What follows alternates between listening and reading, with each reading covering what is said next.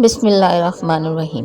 السلام علیکم ورحمۃ اللہ وبرکاتہ۔ ایک بہت ہی خوبصورت قصہ آپ کے ساتھ شیئر کر رہی ہوں۔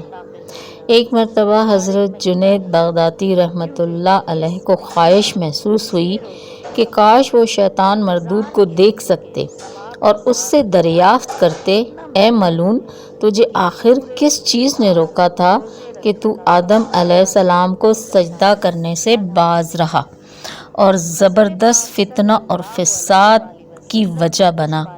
ایک دن آپ رحمۃ اللہ علیہ مسجد سے باہر نکل رہے تھے کہ دیکھا ایک شریف صورت بزرگ عصا کے سہارے آہستہ آہستہ چلتا ہوا ان کی طرف آ رہا ہے۔ جب وہ قریب پہنچا تو آپ نے اس کی پیشانی پر بزرگی کی علامتیں تو محسوس کیں، مگر دل میں اس کی قربت سے وحشت ہوئی جا رہی تھی۔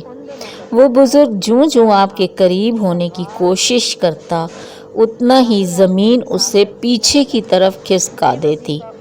نا امید ہو کر وہ جنید بغدادی سے بولا، اے جنید، تو خوش قسمت ہے، تیرے خالق نے میرے اور تیرے درمیان ایک دیوار حائل کر دی ہے۔ میں وہی ہوں جس سے تو آج کل ملنے کا بہت خواہش مند ہے۔ آپ کو جب احساس ہوا کہ شیطان سامنے کھڑا ہے تو فوراً غصے سے اور تیزی سے بولے، ملعون، تجھے آدم علیہ السلام کو سجدہ کرنے سے کس چیز نے روکا تھا؟ شیطان یہ سن کر بولا، تم تو خود عبادت گزار ہو، عقل و شعور سے مالا مال ہو۔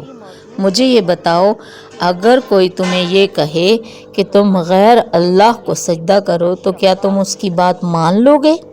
جنید بغدادی سوچ میں پڑ گئے، آخر اسے کیا جواب دیں۔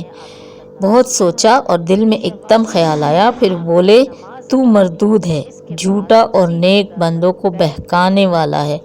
اگر تو اپنے خالق کا حکم ماننے کا عادی ہوتا تو پھر اس کے حکم سے سرتابی کی مجال ہی نہ کر پاتا۔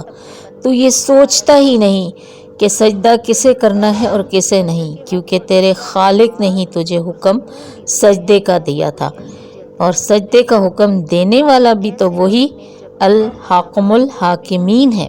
تو سجدہ کر دیتا۔ ابلیس نے یہ سنا تو چلا کر کہا، جنید، آج مجھے خدا کی قسم تو نے جلا ڈالا، اور پھر نظروں سے غائب ہو گیا۔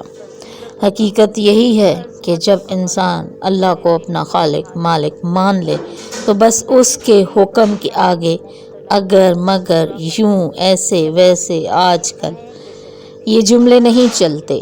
بس اتنا ہی کہنا انشاءاللہ تعالی آپ کے لیے کافی ہوگا۔ میری بات بہت اچھے سے سمجھ آ گئی ہوگی۔ جزاک اللہ خیرہ۔